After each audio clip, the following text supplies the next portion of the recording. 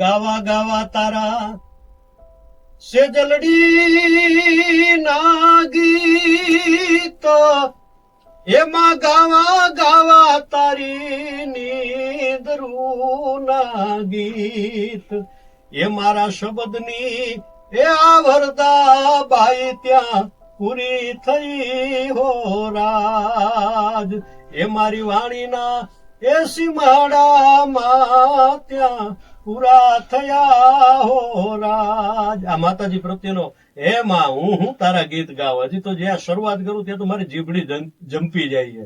કાક બાપુ, કોઈ ગીતમાં નરેન્દ્ર મોદી સાહેબ ખાન કરે એને એ ગીતમાં તમારું પણ યોગદાન હોય તો તમને કેવો ગર્વ અનુભવાય છે? એ ગીત જયારે મોદી સાહેબે એને વખાણ્યું ને એમણે આ ગીતના નોંધ લીધી, એ ખરેખર બહુ ભાગ્યશાળી આ ભારતની ભૂમિ છે ને એનું ગૌરવવંતું નામ એટલે ગીતાબેન રબારી.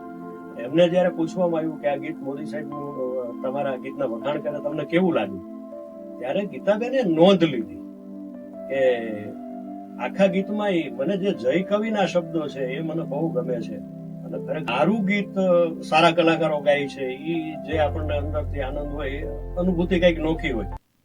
હજી તારા આંગણી જાય પૂછીને જો કોઈ આવે રે આવકારો મીઠો એને આપજે રે. પણ જ્યાં સુધી આપણે શ્રોતા ન બનીએ ને ત્યાં સુધી સફળ વક્તા ન બની શકીએ. મહત્વની આ યુવા પેઢીને આ વાત ખરેખર એક લીધા જેવી છે. એ ગીતોને કલાકારોએ માન આપ્યું, એમના કંઠે ગાયા, ઉજળા થયા ગીતો અને એવી રીતે મારું આ ધીમે ધીમે આ સાહિત્ય જગતમાં અને જય કવિ તરીકે આ ક્ષેત્રમાં મારું એ બધા જે મારી સાથે છે ને એમની પાસેથી જે પ્રેરણા મેળવી છે ને અને વાંચન આ બધું કર્યું છે ત્યારે હું આ ગીત લખી આવ્યો. બસ મારી જાતનો ભાગ્યશાળી સમજુ છું અને ઈશ્વરની કૃપા માત્ર, હું કઈ નથી. ભાગ્યશાળી તો